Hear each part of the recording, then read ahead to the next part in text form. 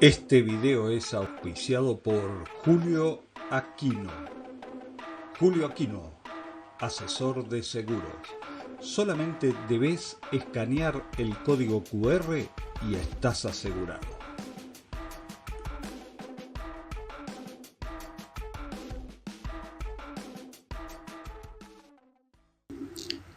Se está depredando la Argentina.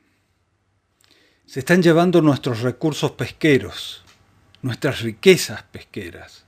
Se están instalando bases en la Argentina. ¿Y cuál es la reacción del pueblo argentino? La pasividad. El silencio de la dirigencia opositora. Bases, radares, el río controlado por los norteamericanos, privatizado.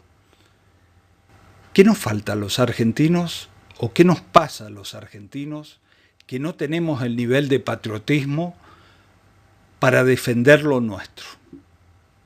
Teniendo uno de los países más ricos, más hermosos del planeta, uno de los países marítimos más grandes y con mayor riquezas marítimas del planeta, un país bicontinental. ¿Qué nos pasa? ¿Qué nos falta? ¿Qué tiene aquel pueblo que nadie conoce, que es el pueblo saharaui, que es el pueblo que vive en el desierto del Sahara, como lo conocemos aquí en el sur, nosotros?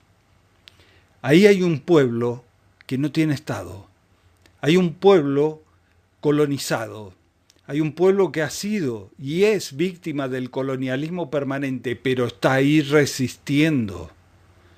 Está ahí permanentemente reclamando, aunque los medios de comunicación no lo vean, aunque los medios de comunicación lo invisibilicen, aunque estén dentro de la geopolítica del olvido, de los olvidados, aunque esté encerrado entre muros, al igual que Cisjordania y Gaza,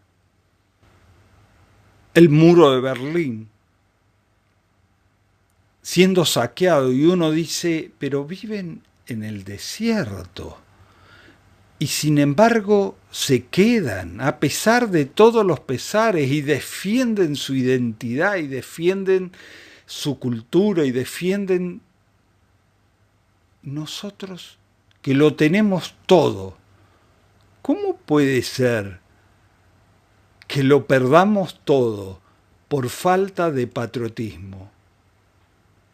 ¿Cómo aquel pueblo del desierto tiene ese nivel de patriotismo y nosotros que vivimos prácticamente en el jardín del Edén,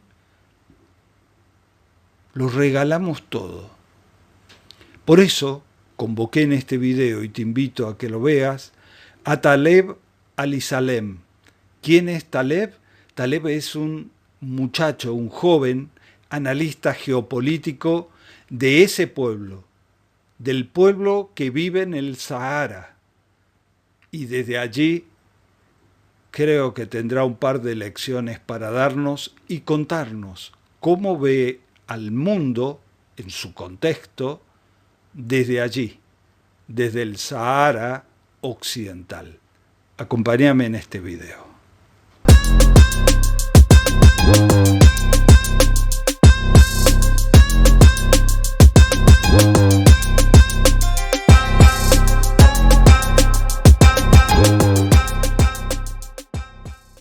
Bienvenidos a Periodismo Patriótico. Hoy vamos a hablar de patriotismo, pero vamos a hablar de el patriotismo que tiene un pueblo que ha sido olvidado prácticamente por toda la humanidad, casi por toda la humanidad. Por lo menos por los medios hegemónicos internacionales no se lee nada de este pueblo.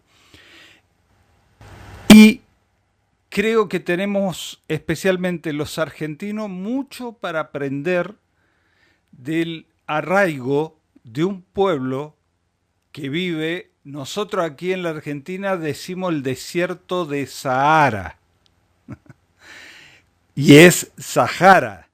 Estoy con Taleb, un joven analista geopolítico muy sobresaliente, ya lo he visto en varios programas televisivos internacional y es un placer, Taleb, tenerte en Periodismo Patriótico hoy.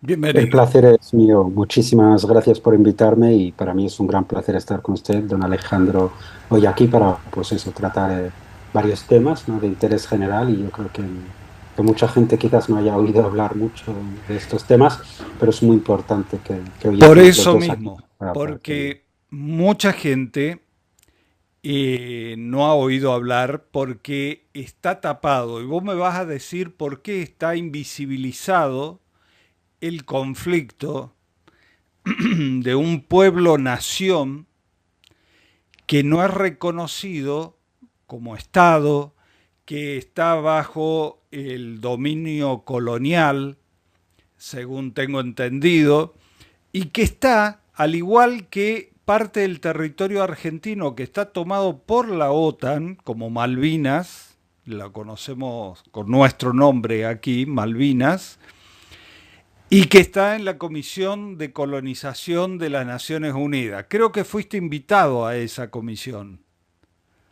Eso es, sí, estuve en el año 2022, en el año 2023 y este año también iré a la Comisión de Descolonización de las Naciones Unidas ¿Y para a, tratar este tema. y a qué vas a la comisión? Pues me parece una pregunta muy importante, un poco para explicar lo que acabas de decir. Esta Comisión de Descolonización de las Naciones Unidas fue creada justo después de la creación de las Naciones Unidas en los años 60 para descolonizar pues, todos los países que se encontraban colonizados. Fue descolonizando uno a uno o supervisando la descolonización de los países que estaban colonizados, especialmente en el continente africano. ¿Qué pasa? Que hoy esta comisión, el único país todavía pendiente por descolonizar en África que tiene es el Sáhara Occidental. Mucha gente piensa que el tema de la colonización es un tema ya muy superado, que ya dejamos atrás y demás, pero el Sáhara Occidental se sigue considerando la última colonia pendiente de descolonizar en el continente De africano toda y África. de toda África, exactamente, y la Comisión de Descolonización de las Naciones Unidas registró el territorio del Sáhara Occidental como un territorio colonizado por España, se empezó a preparar el tema de la descolonización, pero en el último momento España no cumplió con esa descolonización, que básicamente consiste en entregar la soberanía a la población saharaui, que es la dueña del territorio, lo que hizo España para conservar sus intereses económicos, políticos y geoestratégicos en la región, es entregar el territorio del Sáhara Occidental a Marruecos, que es un vecino que tenemos en el norte, también supervisado, con unas relaciones muy cercanas a países coloniales como Francia, que básicamente invadió físicamente el territorio del Sáhara Occidental y lamentablemente hasta el día de hoy esta descolonización no se ha llevado a cabo y seguimos, el pueblo del Sáhara Occidental sigue en esa lucha constante por materializar esa descolonización y por eso mi presencia, ¿no?, ante este comité de descolonización. Quiero saber, Taleb, cuando cada vez, todos los años, que vas a la comisión de descolonización, ahí participan todos los países independientes, ¿no?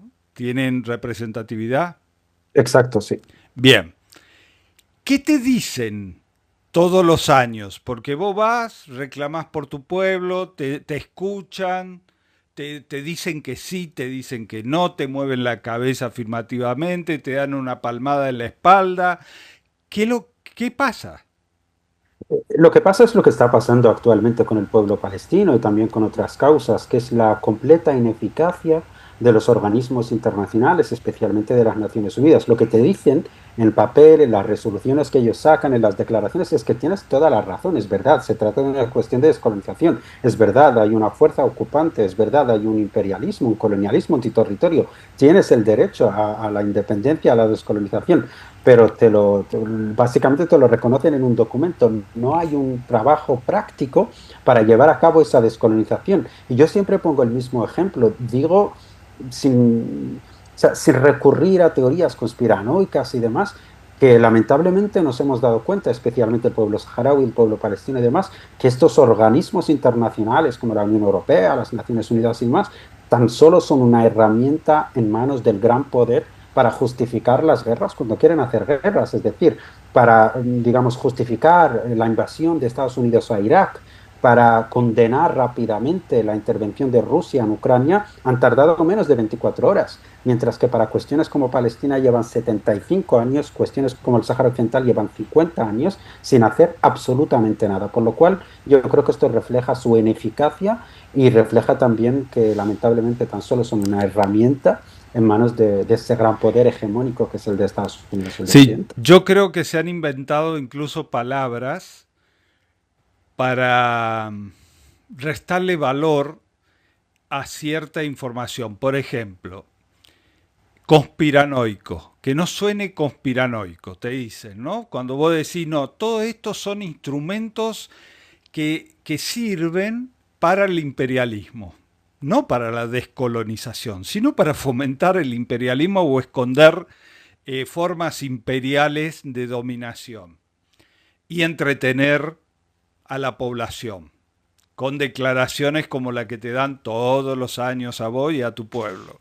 Ahora, claro, te dicen conspiranoicos si decís esto. Si no lo decís, sos un periodista serio, un analista Totalmente, serio.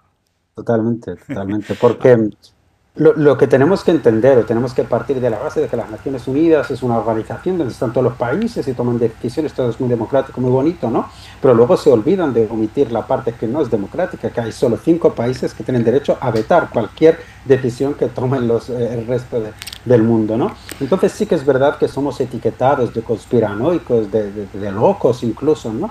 Las personas que denunciamos esto, por eso hay que también andar con muchísimo cuidado, porque lamentablemente quien maneja el aparato propagandístico y mediático mundial son ellos, ¿no? Así Entonces, un es. poco para encajar tenemos que ir con mucho cuidado y autojustificándonos todo el tiempo, aunque para las personas lúcidas quizás como usted no sea necesario, ¿no? Eh, es increíble, ¿no? Pero nombraste, aparte de tu pueblo, Sarawi. ¿Lo digo Ujú. bien, Sarawi? Si Sí, digo sí, sí, así. saharaui, sí, sí, sí, sí. Porque vos sabés, porque han sido colonia española, que la H en el español, por lo menos Es nuestro, muda. claro, es muda. Y Ujú, en inglés sería como una J nuestra. ujú, Entonces, Sarawi, ujú, que es para que nuestra gente de aquí, del sur de América, sepa, estamos hablando del desierto del Sahara. En el desierto del Sahara, como lo conocemos nosotros, hay un pueblo originario al cual pertenece Taleb, y este pueblo milenario, originario de esas tierras, no tiene, es increíble, cuando uno ve la historia, ve cómo se van dibujando el mapa año tras año, y se van corriendo la frontera, y eso te demuestra que las fronteras son dibujadas según el placer de quien domine en ese momento. Y tengo entendido que el conocido como el Sahara Occidental era hasta una provincia española, estaba dentro del presupuesto español como provincia, creo, si no me ujú. equivoco, Sí, sí, sí, sí, sí. y que cuando se retira España, bueno, queda abandonados totalmente y invisibilizado, porque el pueblo palestino, si bien está en resistencia, tiene mucha visibilización ese conflicto por todas en todo el mundo. O sea, todo el mundo te habla de los palestinos, pero nadie te habla del pueblo saharaui que está frente a una crisis humanitaria sin cobertura mediática, por eso no nos enteramos, ni siquiera podemos defenderlo ni ayudar porque no conocemos la realidad de este pueblo. Y no puede ser que en el siglo XXI se esconda la realidad de un pueblo. Por eso las nuevas tecnologías las utilizamos como la estamos utilizando ahora para darle visibilidad a la lucha y la existencia de este pueblo. Sí, Eh, por qué los palestinos sí y ustedes no? ¿Es por el adversario que tienen enfrente que es más prestigioso a nivel internacional o hay otro tipo de intereses?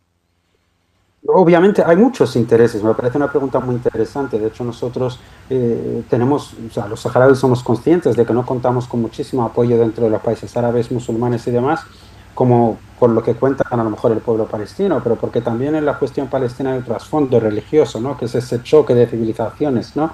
Ese pueblo judío, israelí, que es establecido en esa tierra palestina, y por otro lado el pueblo palestino, árabe, musulmán y demás, y hace muy fácil para mucha gente colocarse ya de primeras, ¿no? Independientemente de lo justo o no justo que sea la causa palestina. Mientras que en nuestro caso el conflicto es un conflicto árabe-árabe, musulmán-musulmán. Es decir, nosotros nos enfrentamos a una fuerza ocupante, a una fuerza colonial que es la fuerza marroquí, a quien España entregó el territorio del Sáhara Occidental. Pero has mencionado una cosa muy importante. Y yo muchas veces cuando hablo con las personas saharauis que se encuentran en campos de refugiados o que se encuentran viviendo bajo esa feroz ocupación marroquí, intentamos hablar un poco de todo el conflicto, me dicen lo peor no es vivir en refugio, lo peor no es vivir este maltrato constante por parte de la fuerza ocupante, lo peor no es vivir esta ocupación marroquí o el olvido por parte de la comunidad, la ineficacia de la comunidad internacional o que los gobiernos españoles se hayan deshecho de su responsabilidad, sino lo peor es sufrir este olvido, ¿no? Que estamos aquí sufriendo, llevamos 50 años en una lucha constante que nos ha costado muchísimas vidas, que nos ha costado muchísimo sufrimiento y parece que no existimos para el mundo, ¿no? De hecho, yo que resido en España cada año veo cómo se celebra y cómo las televisiones hablan de, bueno, se cumple un año más de la caída del muro de Berlín, como si fuese algo ya pasado, que el humano ha superado, algo horrible que dejamos en la Segunda Guerra Mundial. Y a mí me encantaría sentar a todo el mundo, puede sonar un poco egoísta o ególatra, pero me encantaría sentar a todo el mundo y decirles, en mi país se encuentra todavía el muro más grande del mundo después de la muralla china, que es un muro construido por Marruecos para dividir a la población saharaui, para garantizar su ocupación a este territorio, exactamente como los muros que ha construido Israel en Palestina, Eso te ¿no? iba a Entonces, decir. Ahí eso sí, es el mundo sabe y cuestiona los muros que dividen a Cisjordania y a Gaza. Sin embargo, nadie sabe creo que son 6 muros los Son que 6 muros que en total suman 2.700 kilómetros, siendo el muro defensivo más largo del mundo, ¿no? Con impresionante. 10 millones de minas antipersonas. De hecho, gente saharaui de los campamentos de refugiados ha intentado acercarse para cruzar, para volver a su tierra y han acabado volando por esas minas. Hay 10 millones de minas. Y yo creo que también el hecho de que no se hable tanto de esta cuestión es que somos una población muy reducida, ¿no? Y llegamos al millón de personas, ¿no? Me decía un viejo saharaui, ¿no? Un anciano, me decía, si han colocado en el muro 10 millones de minas antipersonas y somos una población que apenas llega al millón de personas, el cálculo hace que salgamos a 10 minas por persona, ¿no? Entonces, fíjese de la magnitud Claro. un poco de la Ahora, violación. yo puedo llegar a entender, puedo encontrar justificativo en la guerra entre Israel y Palestina por un mismo territorio, por una cuestión bíblica, religiosa. Puedo encontrar explicación a la ocupación de una provincia argentina como es Malvina por la OTAN para controlar el Atlántico Sur y la Antártida, ¿sí? Hablando de geopolítica. O sea, la explicación de por qué vienen a invadirnos. Ahora, ¿cuál es la explicación del porqué de la invasión a la tierra de tu pueblo? Hay riquezas, hay litio, hay... ¿Qué es Ujú. lo que hay en el Sí, desierto del Sahara que cuesta tanto que se consiga la independencia y sacarse la colonización de arriba? pues básicamente son tres los puntos esenciales que justifican o que podrían dar explicación a por qué España entregó ese territorio a Marruecos y no hizo una descolonización y por qué Marruecos que quiso invadir este territorio, ¿no? El primero es una política o una ideología expansionista que tiene Marruecos. Marruecos, el reino de Marruecos, el reino establecido a Marruecos, cree que él no se le han dado las fronteras que se merece. Y entonces ellos establecen que a ellos les corresponde lo que se conoce como el Gran Marruecos, que ocupa prácticamente toda la parte norte de África, no solo el Sáhara Occidental. Han estado reclamando el suroeste, todo el Eso me suroeste de suena a algunos Argelia. rabinos israelíes que dicen el gran Exactamente. Israel y es prácticamente todo Medio Oriente. Es exactamente lo mismo, pues ellos siempre han reclamado, de hecho siguen reclamando hasta hoy en día todo el suroeste de Argelia, siguen reclamando a Mauritania, de hecho Marruecos fue el único país que no quiso reconocer a Mauritania, que es es el vecino del sur del Sáhara Occidental. Cuando Mauritania se independizó de Francia, Marruecos estuvo 10 años casi sin reconocerlo como Estado porque dijo, no, no, esto no es un Estado, esto me pertenece a mí, cuando acabe con el Sáhara Occidental lo voy a ocupar también porque me pertenece. El norte de Mali reclama incluso también territorio español, como Ceuta y Melilla, incluso las Islas Canarias. Esta es la primera razón, una ideología expansionista, ¿no? La segunda razón es exactamente la que ha mencionado usted, es una razón económica. El Sáhara Occidental, ¿no? También nosotros los saharauis siempre hemos sido conscientes que quizás nuestra desgracia ha sido el ser una población muy reducida en un territorio muy rico, ¿no? Que como decía el ministro de Exteriores francés, dijo el territorio del Sáhara Occidental es el más atractivo para ser invadido porque es un territorio muy rico con una población muy reducida que vaya a resistir a ¿Y la cuáles son ocupación, las ¿no? riquezas? Pues básicamente en el Sáhara Occidental se encuentra el 75% del mineral conocido mundialmente como el fosfato, y el fosfato es un mineral esencial para la agricultura porque sirve de fertilizante, por lo cual lo consumen todos los países del mundo. Pues se conoce que el 75% de las reservas de este fosfato se encuentran en el Sáhara Están ahí. Occidental. Tan solo el 15% está repartido por el resto del mundo, ¿no? Incluso la BBC llegó a calificar este mineral, que es el fosfato, como un mineral esencial para la vida, ¿no? Porque es lo que utilizan Claro. prácticamente todos los países, ¿no? Ujú. Y luego, en segundo lugar, está la pesca. El Sáhara Occidental es conocido por tener el banco pesquero más rico del mundo. Por lo visto, en el espacio marítimo del Sáhara Occidental se dan las temperaturas y demás para que haya muchísima variedad de peces que se reproduzcan también a mucha velocidad, por lo cual ahí está pescando absolutamente todo el mundo. Y eso le ha generado primero a España, que estuvo colonizando el territorio durante casi 100 años, muchísimas ganancias económicas, y ahora le está generando a Marruecos, y tengo que decir, en colaboración con la Unión Europea, porque barcos de la Unión Europea Claro. están explotando ese banco pesquero, sus empresas están explotando el fosfato, y aquí vemos también esa hipocresía, esa doble moral de Marruecos, Taleb, ¿no? yo Y de me la Unión río Europea.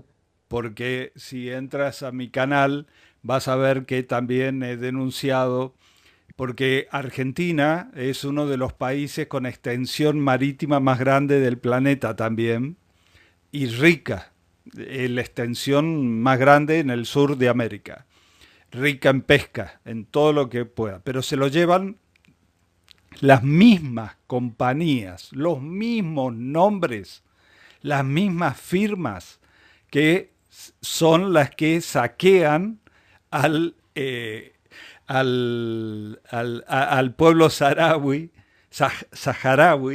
de sus costas. Y lo peor es que tributan, o sea, pagan tributo, permiso de pesca a Inglaterra, no a la Argentina, sobre mar argentino, por estar Malvinas ocupada. Y ustedes lo saquean igual, no le queda nada a la población porque he visto que están en una crisis humanitaria que si no existiesen algunas ONG o quienes se acercan, están abandonados, Sí, literalmente, un pueblo olvidado y abandonado. Es increíble. fíjese dónde llega, yo siempre pongo el mismo ejemplo en mis conferencias y demás, de que nosotros vivimos, lamentablemente, gran parte de la población vive en campos de refugiados porque tuvo que escapar de esa ocupación marroquí, refugiarse en Argelia, que es uno de los pocos países Ahí que donde accedió a naciste, ¿no? acogernos y apoyarnos. Ahí es donde nací yo, en esos campamentos de refugiados. Pues fíjese, yo siempre pongo el mismo ejemplo. Siendo este pueblo dueño del banco pesquero más rico del mundo, con todo tipo de peces, Y tan sobrevive en un campo pocos. de refugiados a base de latas de sardinas que nos envía la Cruz Roja Internacional, que a veces llegan caducadas. O sea, fíjese, mientras otros saquean nuestros recursos naturales, principalmente las potencias europeas junto a Marruecos, nosotros que somos dueños de ese banco pesquero más rico del mundo, tenemos que sobrevivir, ¿no? Incluso algunos líderes europeos salen a decir, bueno, no se quejen, que les estamos enviando ayuda, ¿no? Mientras Claro, saquean nuestros claro, recursos. Es claro. increíble, ¿no? Se Mm, llevan barcos completos de peces y te mandan unas latitas de sardinas vencidas a cambio. exactamente. Eh, que, Cuando tú que, eres el dueño, ¿no? De claro, eso. claro, claro, sí, sí, sí, sí. Típico de lo que nos pasa a los países que vamos hacia el colonialismo. Digo vamos porque en estos momentos estamos sufriendo un gobierno en la Argentina que está experimentando, como vos ya bien sabrás, un experimento que nos está entregando literalmente a estas potencias y a este saqueo y a este desguace. Y uno dice, a ver, si se pelean por el, como nosotros lo conocemos, por el Sahara, que es un desierto, mirá si no van a pelear por Argentina. Sí, sí, Si sí, no van a venir totalmente. a invadir la Argentina que Sí, tiene sí, prácticamente en recurso todo lo que necesita la humanidad. Agua, totalmente. petróleo, gas, litio, todos los tipos de minerales, pesca, están acá, están acá.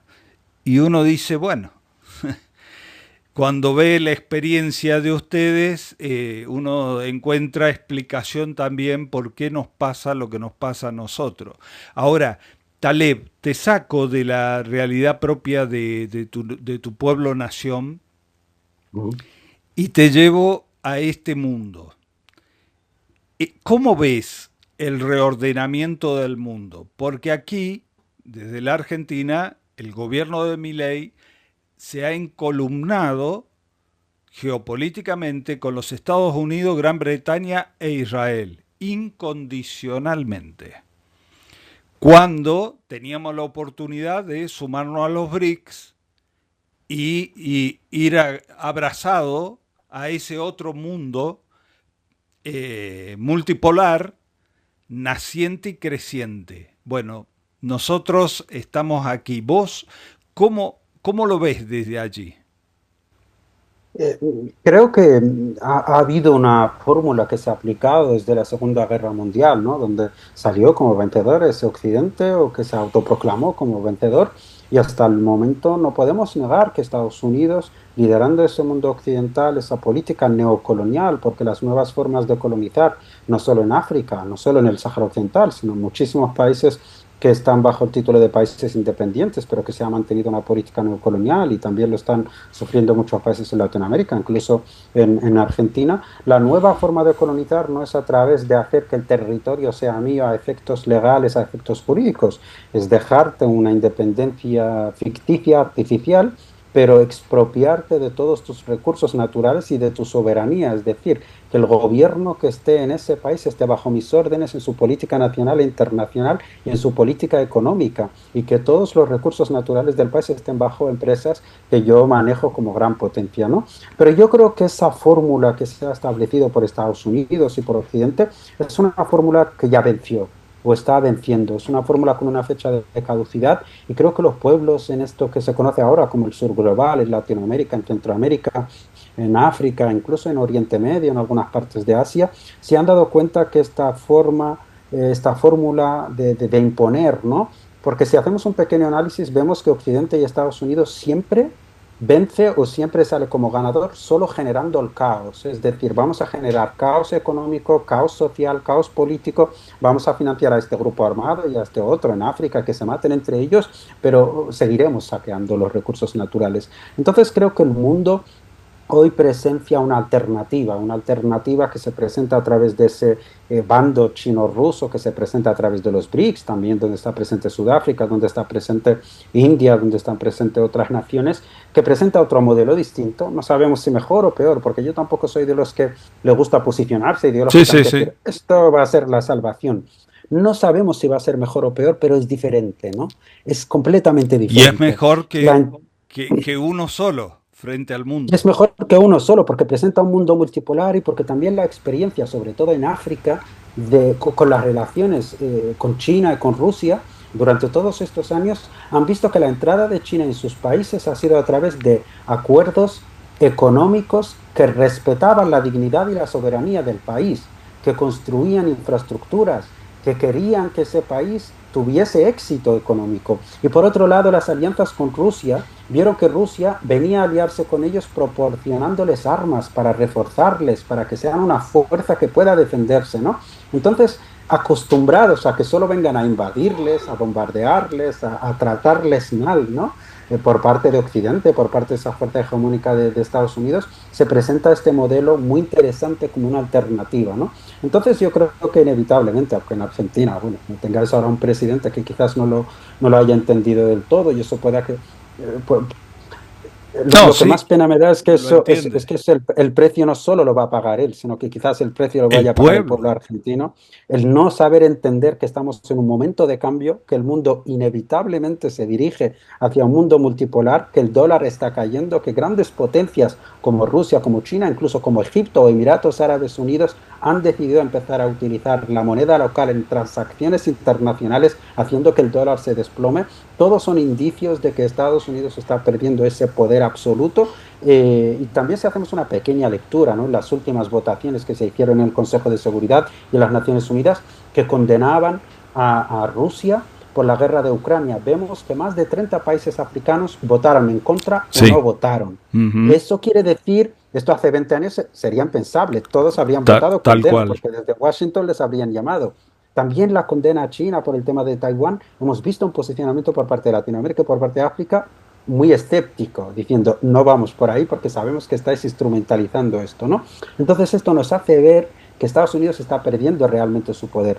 No quiero abrir estos temas, pero por eso se está generando la guerra en Ucrania, la guerra en Oriente Medio, por eso se está alimentando la enemistad o la guerra casi entre Irán y Israel, porque Estados Unidos está dando pataletas, está como corriendo en un proceso de huida hacia adelante porque no sabe qué hacer frente a este cambio que yo creo que es inevitable y que ya estamos viendo las primeras consecuencias de un cambio necesario que el mundo ¿Y vos ves ya está dando. que Europa camina a tirarse al precipicio junto con Estados Unidos?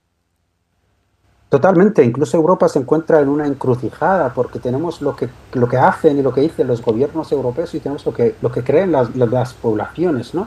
Actualmente está surgiendo un movimiento impresionante, inédito en Europa, de gente completamente en oposición a las decisiones que está tomando su gobierno. Y aunque las televisiones les bombardeen con esa propaganda, ¿no? Financiada desde Washington y que Europa también participa y demás, tenemos que apoyar a Ucrania contra la invasión rusa, tenemos que apoyar a Israel contra los de Hamas. Vemos cada vez muchísimas más manifestaciones, miles de personas en Londres, en París, en Madrid, en todas las capitales europeas, de gente apoyando a los palestinos, de gente creando medios alternativos para contar la realidad, para decir, oye, el mundo está cambiando, ¿no? Los africanos están echando a patadas a los franceses que se encontraban en más de 13 países presentes y los están echando de Burkina Faso, de Mali, de Níger, ¿no? Entonces, estamos viviendo un cambio real y yo creo que esto incluso lo dijo Putin en un discurso, ¿no? Que los líderes europeos van a condenar a sus ciudadanos a vivir en la marginalidad porque nos estamos encaminando hacia un mundo multipolar y ellos básicamente, los gobiernos europeos están siendo instrumentalizados por ese poder que hay en Estados Unidos, ¿no? Interesante escucharte, Taleb, porque nosotros vivimos en una especie de campo de concentración mediático, encerrados en un campo de concentración mediático y somos bombardeados las 24 horas del día con bombas que nos entran en las neuronas, ¿no? Y nos colonizan. Entonces tenemos un marín metido en la cabeza cada uno, si no, no se justificaría el gobierno que tiene la Argentina, con las riquezas que tiene la Argentina y sin guerra, ¿sí? Porque si bien está en pausa la guerra de Malvinas, pero no tenemos cómo enfrentar a Gran Bretaña, ¿no? Pero eh, estamos en un momento crucial y para finalizar, quisiera que como sos hijo de un pueblo milenario olvidado, pero que a pesar del olvido, a pesar de todos los pesares, el pueblo saharaui sigue ahí en el arenal, sigue en el desierto, porque, no sé, podría migrar, podría irse, pero sigue planteando, esta es mi patria, acá yo me quedo. ¿Cómo se lucha contra la colonización cultural? Porque indudablemente hay un arraigo muy fuerte cultural a esa tierra, ¿no?